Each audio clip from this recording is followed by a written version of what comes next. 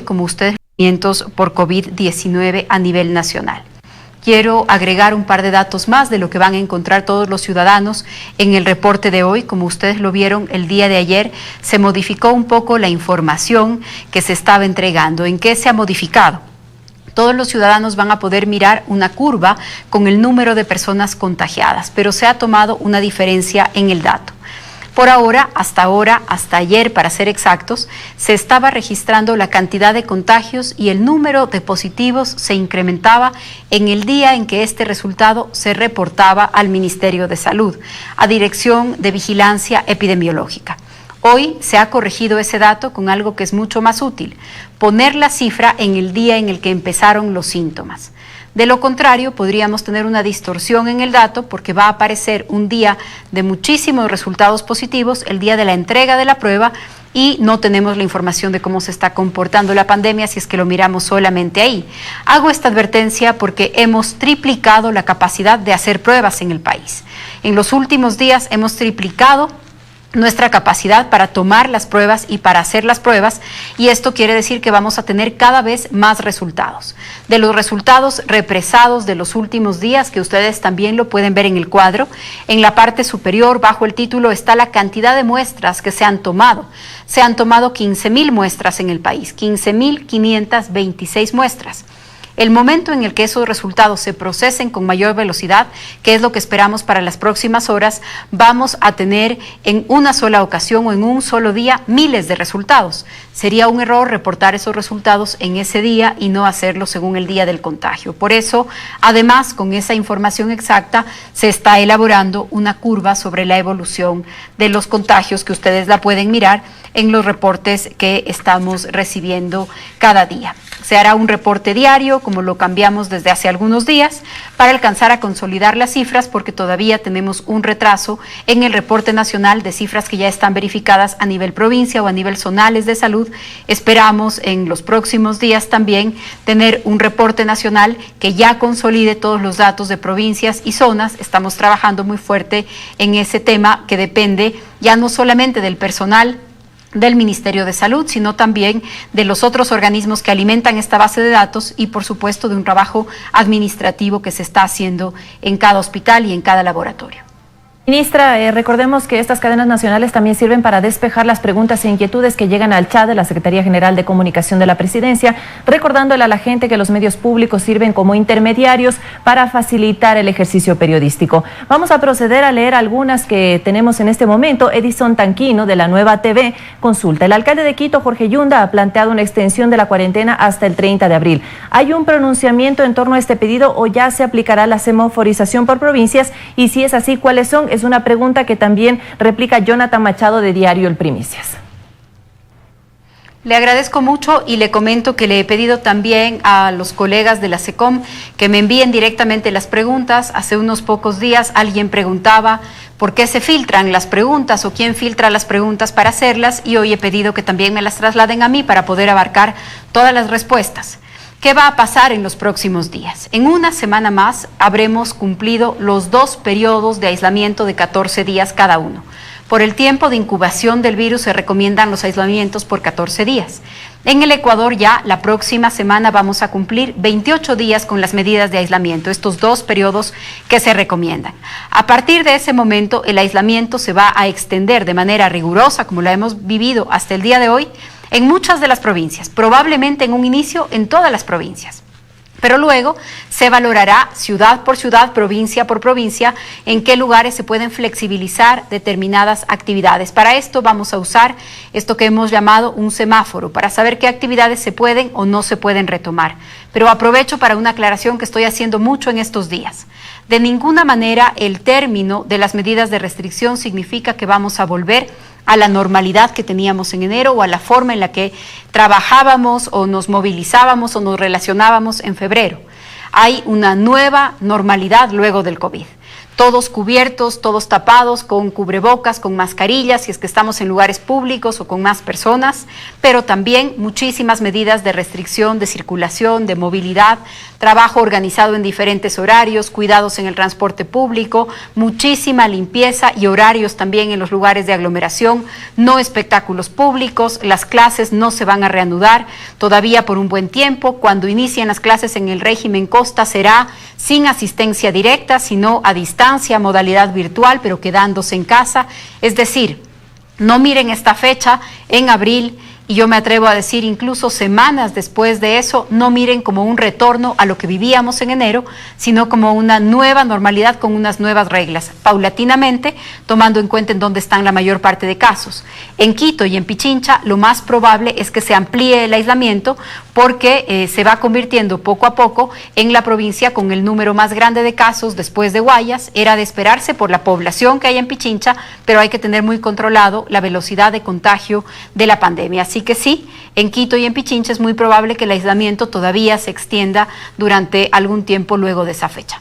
Ministra, tenemos otra pregunta, Mauricio Zúñiga de Radio Vigía. En torno a los médicos rurales que van a sumarse en Guayaquil, ¿desde cuándo y bajo qué condiciones se suman este personal médico que está haciendo la rural a la provincia del Guayas para enfrentar la emergencia sanitaria? El ministro de Salud, el ministro Juan Carlos Ceballos, se reunió la tarde de ayer con la Asociación de Médicos que hacen la rural, de médicos rurales a nivel nacional. Ha comentado con ellos, han examinado cuáles son las condiciones. Los médicos que están llegando a Guayaquil van a hospedarse en los hoteles que la gobernación ha previsto, van a tener toda la cobertura desde el punto de vista de los trajes de bioseguridad para poder hacer su trabajo, y el ministro de Salud probablemente les podrá dar un detalle más cuidadoso de qué es lo que se está trabajando, pero les confirmo que el día de ayer se reunió con la Asociación de Médicos Rurales del país para discutir este tema. Vinculados a la emergencia sanitaria, señora ministra, Enrique Recalde de Informa EC Medio Digital. Petroecuador ha informado sobre la suspensión de operaciones del SOTE por los eventos suscitados en San Rafael. ¿Puede informarnos si ha habido derrame de crudo, contaminación de ríos y otras afectaciones para las comunidades de la Amazonía? Esta mañana el ministro de Sectores Estratégicos, el ministro Ortiz, le dio este reporte al presidente de la República y que se había ordenado de inmediato el transporte de crudo a través de esta zona, para evitar que existan derrames. Están activados ya el Ministerio de Ambiente y el Ministerio de Energía para poder confirmar qué es exactamente lo que ha sucedido y si es que hay algún tipo de afectación. Pero le puedo decir que inmediatamente se dio este deslave, este socavón en realidad, inmediatamente se suspendió el transporte de crudo y ya está activado el Ministerio de Ambiente para poder informarnos las posibles consecuencias si es que hubo algún tipo de derrame. Tenemos la siguiente inquietud desde TC Televisión. María Augusta Cuellar cuestiona: ¿cuál es la sanción penal para aquellas personas que dieron positivo de COVID-19 y salieron a las calles y hasta de la ciudad? ¿Cuál es el procedimiento para ubicarlas? Esto por la presencia de una gran cantidad de ciudadanos en las calles del sur de Quito y en la parroquia de Calderón. De acuerdo, el gobierno cuenta, gracias a un esfuerzo público-privado, con una herramienta de análisis de datos y de inteligencia artificial que permite, a través del GPS de los teléfonos, saber si la persona que dio positivo, luego incluso de enterarse que dio positivo, se movilizó. Se movilizó cuando tenía prohibido hacerlo por el aislamiento, o peor todavía, se movilizó por varias provincias del país, y tenemos casos así. Hemos empezado ya a elaborar los informes para que la Fiscalía General del Estado empiece los procesos penales contra estas personas. En un principio podrían incluso tener 3 años de cárcel. El delito es incumplimiento de orden legítima de autoridad competente. Por supuesto, con todos los agravantes de que la desobediencia de esta orden pone en riesgo la vida de todas las personas y de una comunidad. Estamos trasladando esta información que está obtenida a través de medios tecnológicos, que fue autorizada por la Corte Constitucional con todas las condiciones del caso, y la estamos trasladando a la Fiscalía General del Estado para que la justicia pueda hacer su trabajo. Podrían tener hasta 3 años de cárcel. Ministra, tenemos otra pregunta. Lenín Artieda de Ecoavisa. Reportan 100 personas fallecidas en clínicas de diálisis y se proyectan 600 decesos hasta finales del mes de abril. La falta de pago por parte del gobierno a esas clínicas estaría generando problemas en la atención. ¿Se analiza este tema? Hace un par de semanas, precisamente antes de que empiece a subir el número de contagios, el Ministerio de Finanzas hizo un esfuerzo para pagar a los proveedores de salud, incluidos los proveedores privados de salud. Me cercioraré con esta pregunta también de que estén incluidas ahí las clínicas de diálisis, pero le puedo decir que varios millones de dólares se cancelaron hace semanas para que los proveedores privados puedan seguir haciendo su trabajo en salud, que es la prioridad de esta emergencia. Seguimos en este diálogo con los medios de comunicación, recordando a la gente que Medios Públicos sirve como intermediario. Lilibet Zambrano, medio digital Madre Libertad. Gran parte de la ciudadanía, según reportes de prensa, sigue sin acatar la restricción de circulación. ¿Podría explicar cómo se realizará el cobro de esas multas, señora ministra? Claro que sí. Las multas, que la primera multa es de $100, tenemos más de 3,000 personas que han sido multadas ya y nos acercamos al centenar de personas que han recibido la segunda multa, que es de un salario básico unificado. ¿Cómo se cobrará? En las cuentas de los servicios básicos o a través de un mecanismo de coactiva cuando pase esta crisis, pero la principal manera, el principal mecanismo de cobro será con la cuenta de los servicios básicos una vez que superemos esta situación de emergencia. En los servicios básicos será directamente cobrada la multa. 11 de la mañana con 22 minutos. Lorena Bernal de Radio Ecuashiri. ¿Es verdad que miembros de la policía están siendo trasladados a Guayaquil por ser la ciudad más afectada? ¿Las otras ciudades quedan desprotegidas o cómo se compensa esa falta de personal policial? Ningún lugar está desprotegido, la policía sigue haciendo su trabajo, sus tareas se han multiplicado por todo lo que tiene que atender en virtud de la emergencia, pero la policía sigue trabajando, sigue poniendo personas detenidas a órdenes de la justicia, sigue actuando en flagrancia o por delegación fiscal o por orden de juez. Ayer la policía tuvo una actuación muy oportuna, suspendiendo, interrumpiendo, interviniendo en el robo de una camaronera en Huaquillas con 9 detenidos. Tuvimos también detenidos por una riña, detenidos por armas. La policía sigue haciendo su trabajo y se traslada y se trasladará a cada lugar del país según la planificación y según la necesidad que tengamos. Pero no hay un solo rincón dentro del país en donde la policía no siga haciendo su trabajo en esta emergencia. Tenemos muchas preguntas e inquietudes, señora ministra. María Sol Borja, GK. En la tarea de recoger los cadáveres en domicilios de Guayaquil se está llevando una cuenta sectorizada de los cadáveres, es decir, recogidas por barrios, parroquias o sectores. Sí, tenemos esa información también. Esa información ya se puede ubicar en un mapa cuando se recibe la llamada y también se confirma cuando se recoge el cadáver. Tenemos esa información también. Consuelo Arévalo de Radio Sucre. ¿Existe algún protocolo de control frente a los reclamos y denuncias de que en Guayaquil, en los mercados y tiendas de barrio, desde que inició la emergencia sanitaria existe especulación de precios de los víveres? Claro que sí, tenemos mecanismos de control y también personas detenidas. Las intendencias no han dejado de hacer operativos de control de precios, lo van a seguir haciendo y si usted tiene una denuncia, por favor llame al 1-800-LO-JUSTO. 1-800 Justo es el mecanismo para denunciar especulación en precios o este tipo de inconvenientes. Vamos a seguir trabajando en eso. Nicolás Castillo de Radio Sonorama. Según denuncias ciudadanas, están sepultando cadáveres que han sacado de los hospitales sin previo aviso de sus familiares. Además, hay quejas de usuarios que aseguran que tienen pagado una bóveda y servicios exequiales y cuando llegan con su familiar fallecido solo le dicen que no pueden darle el servicio, por lo que se sienten estafados. Lo mismo ocurre con las funerarias. ¿Qué controles hay al respecto? Pregunta de Nicolás Castillo de Radio Sonorama. De acuerdo, en lo que tiene que ver con el entierro, si es que transcurren 24 horas sin que ningún miembro de la familia haya expresado una voluntad de encargarse de este entierro o de la cremación, entonces el Estado, el gobierno se hace parte, se hace cargo y va a proceder al entierro o a la cremación según las posibilidades. Entonces, esto de un margen de 24 horas ya está previsto porque hemos tenido muchos problemas con familias que varios días después hacen este pedido. Está previsto, está anunciado, es parte de los protocolos que estamos trabajando y que se han aprobado por el COE. Desde el punto de vista del control de funerarias y cementerios, el control le corresponde a ARCSA. ARCSA es el ente regulador de estas empresas, de estas instancias. ARCSA ha advertido ya todos los mecanismos de supervisión que se están implementando, tienen salvoconductos para trabajar a toda hora. Los cementerios tienen un horario extendido más allá del horario de toque de queda y les puedo confirmar que el ministro Watted hace un par de días se reunió con los representantes de funerarias y de cementerios para coordinar con ellos y hacer un llamado a que cada uno cumpla el papel que le corresponde en este momento en la crisis. Y por supuesto, quienes tengan contratados este tipo de servicios tienen el derecho a que el servicio se les provea y también recibiremos las quejas que tengan al respecto para poder hacer el control. David Redrobán, de Diario Los Andes. Chimborazo ha solicitado 24 horas de toque de queda. ¿Será factible dar paso a este pedido? Ya estamos en 24 horas de toque de queda, ya estamos en un toque de queda permanente.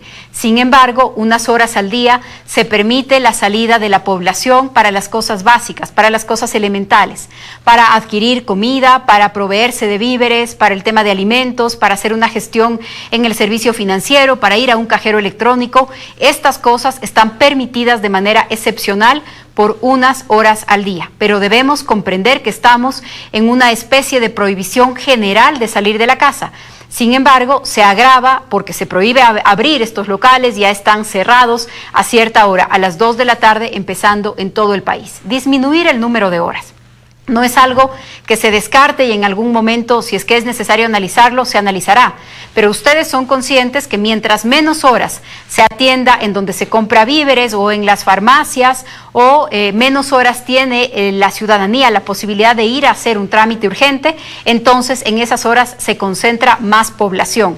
Por eso es importante que busquemos todos los mecanismos para evitar aglomeraciones, pero la indicación general es no salir. Si no estamos en una de estas actividades esenciales, estamos prohibidos de salir de casa.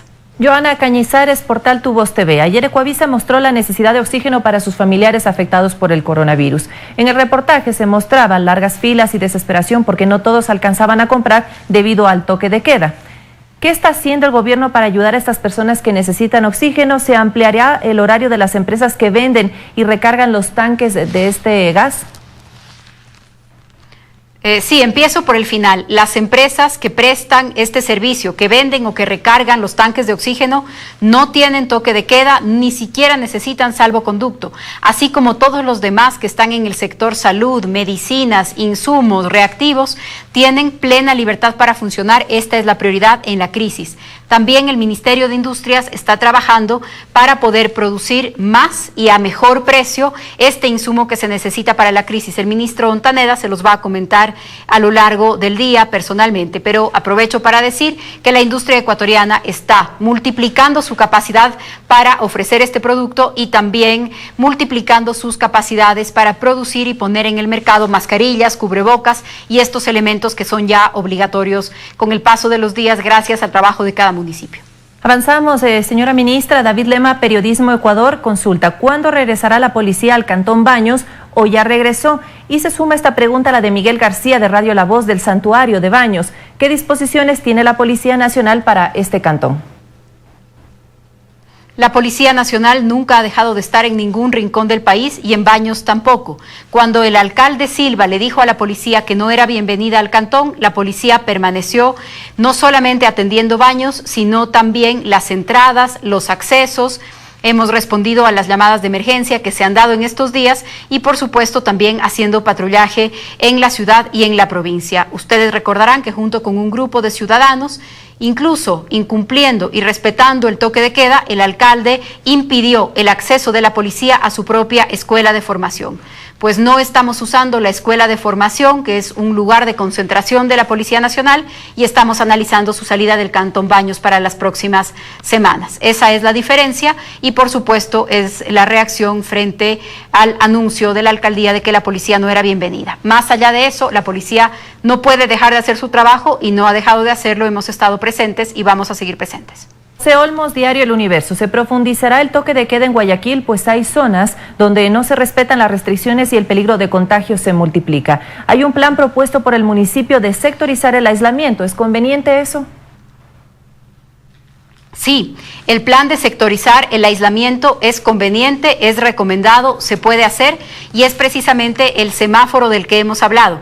Este semáforo nos puede permitir sectorizar el país por provincias, por cantones o incluso las grandes urbes por zonas y por barrios y aplicar medidas diferenciadas. Para que este plan sea plenamente efectivo necesitamos más pruebas y el uso de pruebas rápidas además de las pruebas de PCR. Por lo tanto, la sectorización se puede planificar y ejecutar en unos días cuando tengamos más pruebas, pero es una línea correcta y es la que estamos planteando con el tema del semáforo. Tiene la misma aplicación en una provincia o dentro de una provincia o dentro de las zonas de una ciudad. Todavía tenemos varias preguntas e inquietudes que llegan al chat de la Secretaría General de Comunicación de la Presidencia. Óscar Campoverde, de TV Cisne. ¿Para cuándo se darán los informes en la provincia de Sucumbíos? El señor gobernador subrogante indica que están esperando lineamientos. Sí, la cantidad de personas contagiadas, y si me permite, lo puedo mirar ahora mismo en el cuadro reportado hoy. Los contagios reportados en Sucumbíos son 33 casos confirmados en Sucumbíos, y estos son los datos que han llegado hasta el COE nacional. Si es que los coordinadores zonales de salud tienen confirmado otros datos, están autorizados a reportarle al COE provincial los datos. Y esperamos, lo dije al inicio de esta intervención, lo repito, esperamos que la información fluya de manera más rápida y directa para que el consolidado nacional responda de manera rápida y se corresponda de manera inmediata con los datos que están en cada zona y en cada provincia. Rosario Córdoba, de la cadena radial Centinela del Sur, La Hechicera. Los elementos de la Policía Nacional que se encontraban en aislamiento preventivo obligatorio serán trasladados a laborar en las provincias de mayor emergencia. He hablado hace un momento sobre el tema de la policía, según la programación, según la planificación, y quienes hayan terminado el aislamiento, si es que tenemos policías como los tenemos, que han debido hacer aislamiento, serán asignados a diferentes lugares del país, dependiendo de nuestra planificación y de su estado de salud. Lauro Zavala Mendoza, de la Asociación de Reporteros y Comunicadores de Manabí. Manabí tiene muchos accesos con diferentes provincias del país, sea este por tierra, mar o ríos. Se están cruzando. ¿Qué están haciendo nuestras Fuerzas Armadas para controlar los ingresos en estas personas sin autorización ni control sanitario? Sí, tanto las Fuerzas Armadas como la policía, y quiero añadir la preocupación de los alcaldes de Manabí, que también están colaborando para los controles. Manabí es una provincia grande, es una provincia que limita con muchos territorios a nivel nacional y en donde además hay muchísimas vías secundarias, lo que dificulta en algunas ocasiones el control, a diferencia de otras provincias que tienen accesos muy limitados. Por eso estamos pendientes de ese tema, estamos trabajando en todos los accesos de Manabí y estamos procurando el mayor control que es posible. Incluso tenemos reportes en el caso de Manabí, en el caso de Guayas, en relación con Chimborazo, de varios lugares, de personas que están movilizándose a pie entre provincias. Estamos haciendo los controles, pero por favor, gran parte de la responsabilidad para para mitigar el contagio del coronavirus depende del cumplimiento de las disposiciones por parte de los ciudadanos. Las Fuerzas Armadas están trabajando en este caso, lo están haciendo con policía, con municipios, pero también tenemos un gran pendiente de la ciudadanía, a quien aprovecho para hacer ese llamado. Javier Auqui, de medio digital Infoloja. En la ciudad de Loja, en la mayoría de farmacias no cuentan con stock de mascarillas y guantes. ¿Cuál es el plan de contingencia para que las farmacias se abastezcan de estos productos y la población pueda adquirirlos? Y creo que es una inquietud, señora ministra, que podría replicarse para el resto de provincias. Claro que sí, esta es una inquietud en todo el país y me permito decir en todo el mundo. En el mundo entero en este momento hay un desabastecimiento de los insumos que están relacionados con esta pandemia. Ustedes pueden ver la discusión que hay en el mundo y el alcalde de Nueva York pidiendo respiradores y prohibiéndose o autorizándose la importación que se hace de mascarillas. Algunos han empezado a llamar a esto la guerra de las mascarillas, a las diferencias entre países o regiones en el mundo. Entonces el mundo está demandando al mismo tiempo todo el mismo producto. Por eso es que también la industria nacional se está activando para poder producir este tipo de demanda, para poder responder a esta demanda, al menos en lo que no se requiere que sea material especializado. Por eso he llamado a que las mascarillas, sobre todo las N95, que son las que deberíamos dejar para los médicos, que esas no sean de uso ciudadano, que quienes están expuestos todo el tiempo, médicos, policías, militares, sean quienes tengan un acceso prioritario a este tipo de elementos y que el resto de nosotros usemos las otras mascarillas quirúrgicas, mascarillas de otro material, incluso mascarillas caseras. Algo es mejor que nada. Ese es el mensaje, pero para el desabastecimiento la industria nacional está respondiendo con velocidad y esperamos poder abastecer de estos productos a todo el mercado en los próximos días. Avanzamos. José Luis Andrade de Gama Visión. En varios países se critican las señales de alarma y recomendaciones dadas por la OMS. ¿Usted cree que se dieron muy tarde y que encubrieron la dimensión de la amenaza para el Ecuador? Creo que es mucha la discusión que se hará después de que pase la pandemia, sobre el momento de los anuncios, sobre el momento de las decisiones, pero este es un virus y esta es una realidad que hace tres meses el mundo no conocía. Y creo que todos los países en el mundo, que todos los gobiernos, que todos los ciudadanos estamos haciendo nuestro mejor esfuerzo para enfrentar un escenario en el que todavía hay un margen muy alto de incertidumbre. Creo que cada país ha hecho su mejor esfuerzo, creo que cada institución está haciendo su mejor esfuerzo. Raúl Fernández de Pichincha Universal. Decenas de ecuatorianos que continúan varados en el exterior señalan que sus recursos escasean. ¿Existirá algún tipo de ayuda o asistencia para ellos? Además, alertaron que ellos deben cubrir los costos de su retorno. ¿Eso es verdad? Sí. Las personas que se han trasladado a otros países lo han hecho por sus propios medios, también tendrán que asegurar esos medios para cubrir su retorno. Estamos recibiendo vuelos humanitarios de manera muy pausada, ese fue el anuncio que se hizo hace pocos días. Tuvimos en la primera llegada muchísimos inconvenientes, personas que no aceptaban cumplir con la cuarentena, teníamos una gran demanda de policías para poder cuidar esos lugares, así que en ese momento se suspendieron los vuelos hasta que el calendario nos permita reemplazar a quienes van saliendo de la cuarentena y entonces hay nuevas personas que pueden llegar.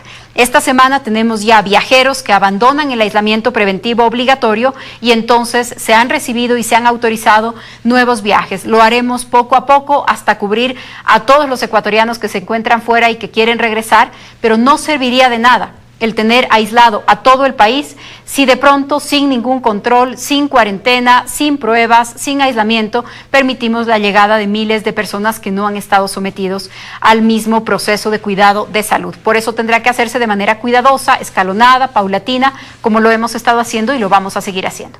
Susana Madera de la Agencia EFE, en otro tema también vinculado a esta emergencia sanitaria, ministra. ¿Qué cifras tienen sobre denuncias de violencia de género durante el aislamiento social ordenado por el gobierno? No tengo a la mano cifras de violencia en este momento, pero por supuesto que seguimos recibiendo estos reportes a través de 911, seguimos atendiendo estos casos a través de la Policía Nacional, incluso se hizo en esta última semana una detención evitando un femicidio. Parte de los problemas del aislamiento es también que se convierte en un escenario ideal para la violencia dentro de la familia y para la violencia contra las mujeres. La Secretaría de Derechos Humanos ha trabajado una estrategia con todo el sistema integral de prevención de violencia contra las mujeres que está en la Ley de Prevención.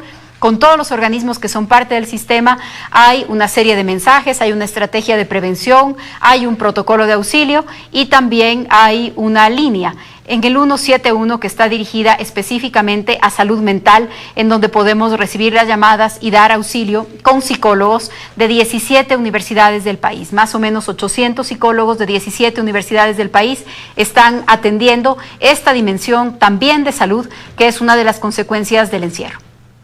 A sumar dos preguntas que más o menos tienen relación para que usted pueda responderlas. Carlos José Correa de Radio Poder 95.3. ¿Con cuánto tiempo se coordina la comunicación y condensación de información por cada provincia entre los distintos organismos que están encargados de emitir informes? Y Luis Fernando Eras de Alfa TV pregunta, ¿por qué Ecuador no anuncia casos recuperados y para cuándo está previsto que llegaremos al pico de la curva?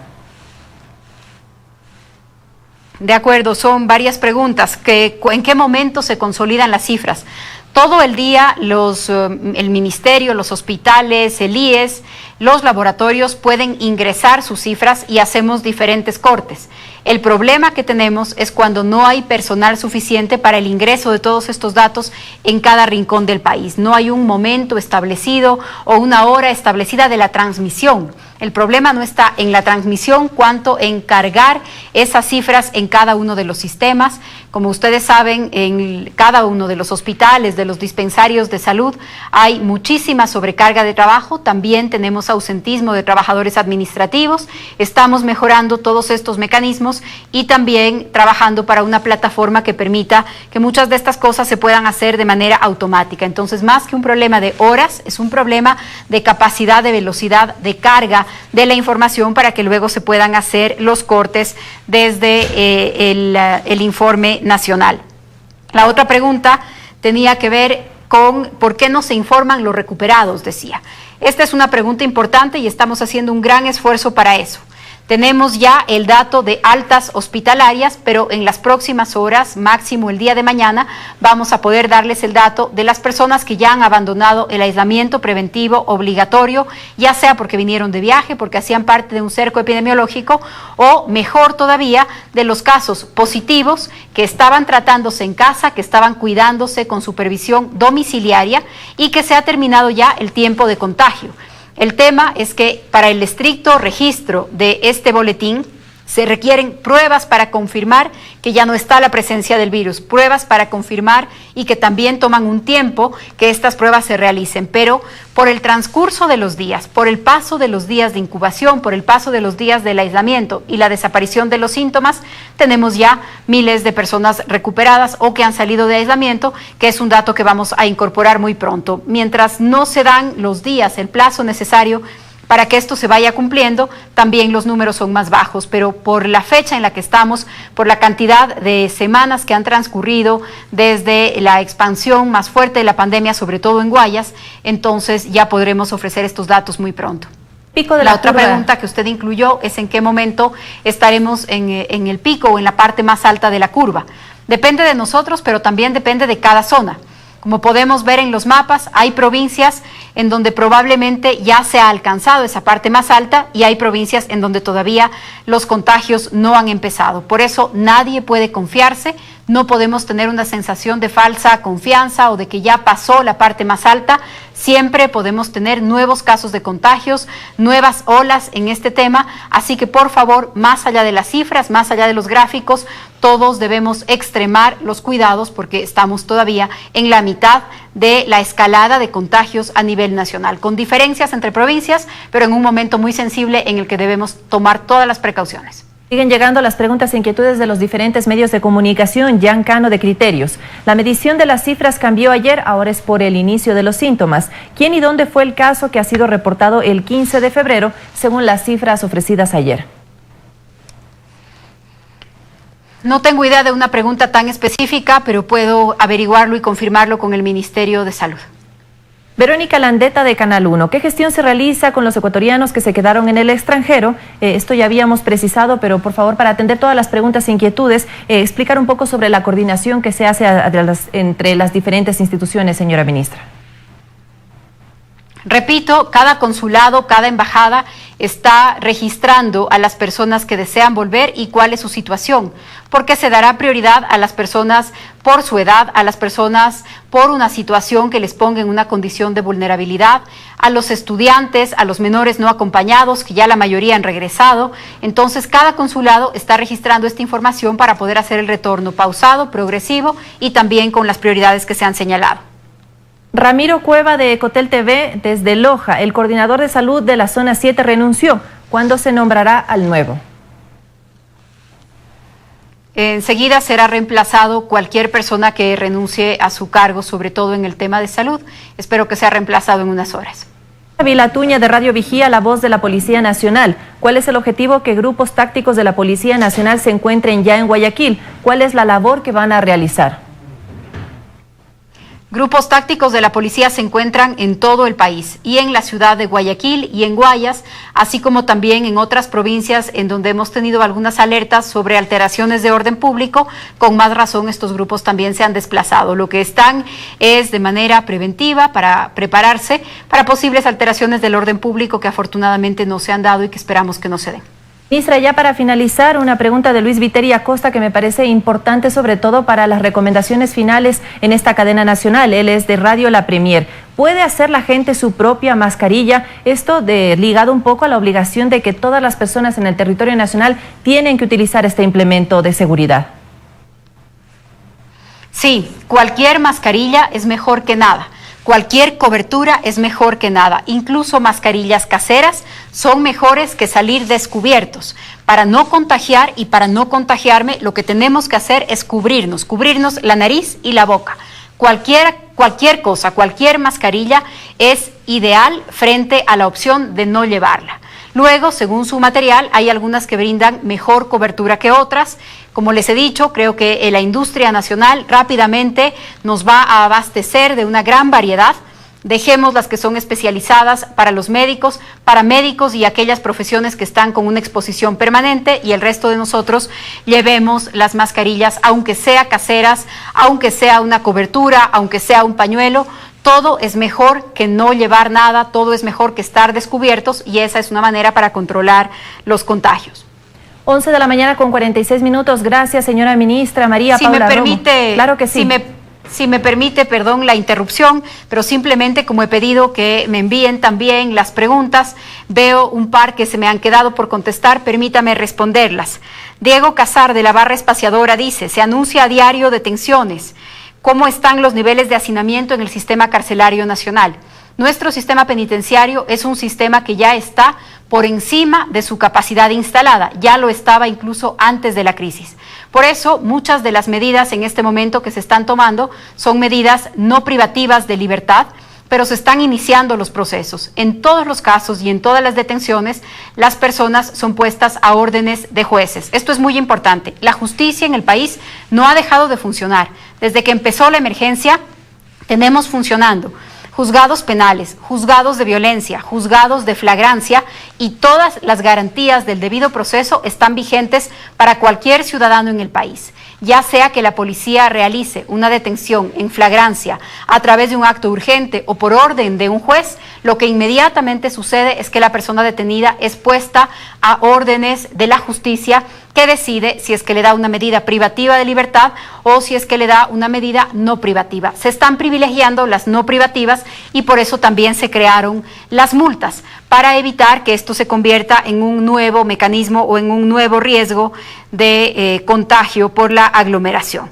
Esta es por ahora la pregunta que creo que tenía pendiente, de las que he podido recibir y ver, y si se queda alguna pendiente me ofrezco a responderla a través de redes sociales. Agradezco mucho este espacio y la atención que los ciudadanos están prestando a la información oficial.